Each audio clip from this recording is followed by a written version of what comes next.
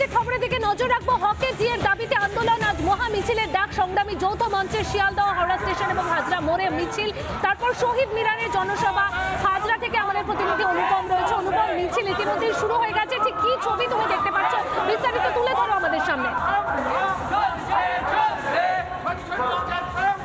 একদমই তাই। দেখো, এই মুহূর্তে হাজরা থেকে মিছিল শুরু হয়েছে, যে মিছিল সরাসরি সভা মঞ্চের দিকে যাবে। এই মুহূর্তে মিছিলে যারা নেতৃত্ব দিচ্ছেন তাদেরকে দেখাচ্ছি।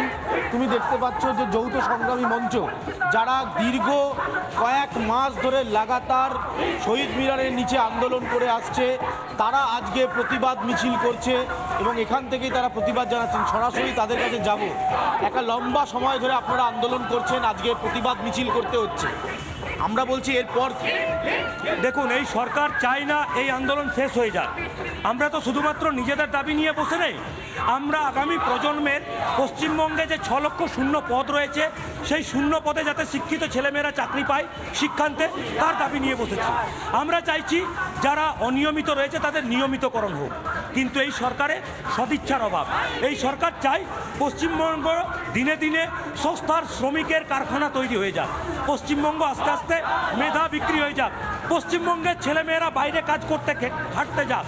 এই সরকার সেটাই চাই। আমরা চাই কিন্তু সরকার তো আরও বলছে, সরকার বলছে আপনারা পে কমিশন পাচ্ছেন, আপনারা ডিএ নেবেন, আপনাদেরকে আর কত টাকা দেবে সরকার? তাহলে পে কমিশন আপনারা ছাড়ুন। মুখ্যমন্ত্রীকে একটু অনুরোধ করব যে একটু কিছু অন্তত শিক্ষা দীক্ষা মাথায় রাখুন। পে কমিশন সেন্ট্রাল যেমন দেয়, পে কমিশন প্রত্যেকটা রাজ্য দেয়, আর ডিএ এআই সিপিআই অনুযায়ী ডিএটা দিতে হবে আপনাকে। আপনি তাহলে স্বীকার করুন 12 বছরে। এখানে আমাদের প্রতিনিধি সৈকত রয়েছে। সৈকত, হাওড়ায় ঠিক তোমার সামনে এই মুহূর্তের ছবিটা আমাদেরকে তুলে ধরো। তোমার সঙ্গে ভাস্কর বসু রয়েছে, আমরা জানি। বিস্তারিতভাবে আমাদের জানাও, কারণ হকের ডিএর দাবিতে আন্দোলন লাগাতার, সেই আন্দোলনের ছবি কিন্তু আমরা আপনাদের রিপাবলিক বাংলাতে দেখিয়ে গেছি, যেখানে দিনের পর দিন সংগ্রামী যৌথ মঞ্চের মানুষরা তাদের হকের ডিএর দাবিতে আন্দোলন করেছে। আর শুধুমাত্র যে ডিএর যে দাবি, সেই দাবি নয়, অন্যদিকে আমরা কিন্তু যে ছবি আপনাদের দেখাচ্ছি, এই মুহূর্তে আমরা চলে যাব শিয়ালদায়। সেখানে আমাদের আরেক প্রতিনিধি সন্তু রয়েছে। সন্তু, এই মুহূর্তে তোমার সামনে মিছিলের ছবিটা ঠিক কি রয়েছে? কারণ একটু আগে কিন্তু আমরা হাজরার ছবিটা দেখালাম, সেখান থেকে ইতিমধ্যে মিছিল শুরু হয়ে গেছে। তোমার সামনে এই মুহূর্তে ঠিক কি ছবিটা আমাদের তুলে ধরো।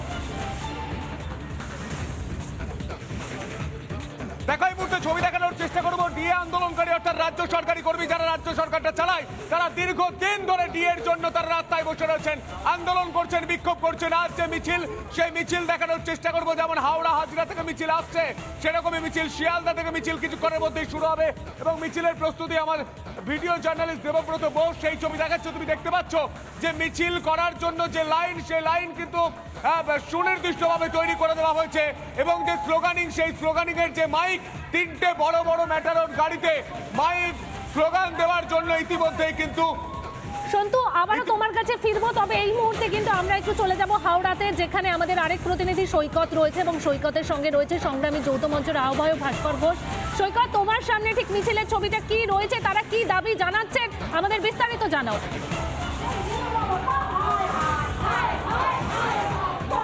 দেখো, বিগত প্রায় 1 বছর ধরে সংগ্রামী যৌথ মঞ্চের ডাকে যে শহীদ মিনারে মূলত অবস্থান চলছে, আজকে তাদের সেই দাবি, অর্থাৎ বকেয়া ডিএ দিতে হবে। শিক্ষাক্ষেত্র সহ সমস্ত সরকারি ক্ষেত্রে, সরকারি জায়গায় তাদের একেবারে স্পষ্টভাবে বা স্বচ্ছভাবে রিক্রুটমেন্ট করতে হবে। এই দাবিতে শিয়ালদা, হাওড়া প্রভৃতি এলাকার থেকে শুরু করে মিছিল যেমন শুরু হয়েছে, তেমনি হাওড়া স্টেশনের পাশ থেকে একটি সুবিশাল র্যালি তোমাকে দেখানোর চেষ্টা করব। আমার ভিডিও জার্নালিস্ট অমিত শেখ সেই চিত্র দেখাচ্ছে। সুবিশাল র্যালি, প্রায় 50 থেকে 60 মিটার এই র্যালির দৈর্ঘ্য। এই মুহূর্তে এই র্যালি রয়েছে। এই র্যালিতে সংগ্রামী যৌথ মঞ্চে বিভিন্ন নেতা নেতৃবৃন্দ তারা রয়েছেন এবং যেটা জানা যাচ্ছে যে এই র্যালি আর কিছুক্ষণের মধ্যেই শুরু হবে। এই র্যালিটি এগিয়ে যাবে হাওড়া স্টেশন থেকে শহীদ মিনার অবধি। এই র্যালি এগিয়ে যাবে। র্যালির একেবারে সামনে রয়েছেন এই সংগ্রামী যৌথ মঞ্চের আহ্বায়ক ভাস্কর ঘোষ। আমি তার সঙ্গে সরাসরি কথা বলে নেব। ভাস্করদা, আজকের র্যালিটা ঠিক কি দাবি নিয়ে, কি চাইছেন, কতক্ষণ আপনার, কতদিন আরো ওয়েট করবেন আপনারা? দেখুন, গণতন্ত্রে তো মানে ক্রমাগত গণতান্ত্রিক রীতিনীতি মেনে পড়ে কাজ করে যাওয়াটাই তো নিয়ম। আর আমরা যেখানে প্রাতিষ্ঠানিক দুর্নীতি, সুশাসন, সংবিধান মেনে কাজ করার কথা বলছি, সেখানে আমরা সংবিধানকে ব্রেক করতে পারি না। সেই কারণে ধৈর্য ধরে 1 বছর ধরে আন্দোলন করছি।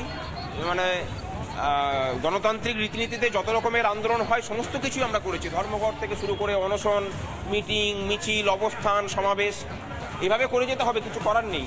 আমরাও লক্ষ্য করতে চাই যে মানে সরকার কতদিনে মানে।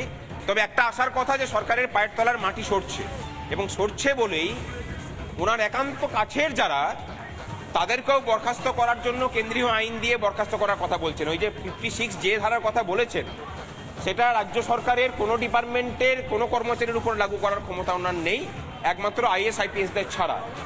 সুতরাং আইএস আইপিএসদের মধ্যে মানে যাদেরকে টপকে উনি ধরুন 14 জনকে টপকে একজনকে মুখ্য সচিব করলেন, একজনকে ডিজি করলেন, তাহলে যে 13 জন বঞ্চিত হলেন তাদের মনে তো ক্ষোভ তৈরি হচ্ছে। সেই ক্ষোভের জায়গা থেকেই উনি বলছেন যে তোমরা যদি ক্ষোভ দেখাও তাহলে চাকরি থেকে বরখাস্ত করবো। মানে এই জায়গাটাই তৈরি হচ্ছে আর কি। হোক, আমরাও দেখছি, সামনে লোকসভা ভোট আসছে, যদি সরকার না মানে লোকসভা ভোটের সময় টের পাওয়ানো হবে। অর্থাৎ লোকসভা ভোটেও কি আপনারা এই পঞ্চায়েতের আগে যে ধরনের স্ট্যান্ড নিয়েছিলেন, লোকসভা ভোটেও কি আপনারা সেই রকম স্ট্যান্ড নেবেন বলে ভাবছেন? একদম। সৈকত, তুমি একদমই এই খবরের দিকে নজর রাখো। হকের ডিএর দাবিতে আন্দোলন, মহা মিছিলের ডাক সংগ্রামী যৌথ মঞ্চের, এবং সেই মিছিল, একটা মিছিল শিয়ালদা টাউন থেকে, আরেকটা হাওড়া স্টেশন এবং আরেকটা হাজরা মোড় থেকে, সেই ছবি কিন্তু আমরা আপনাদের দেখালাম, এবং তারপরে এই শহীদ মিনারে জনসভা।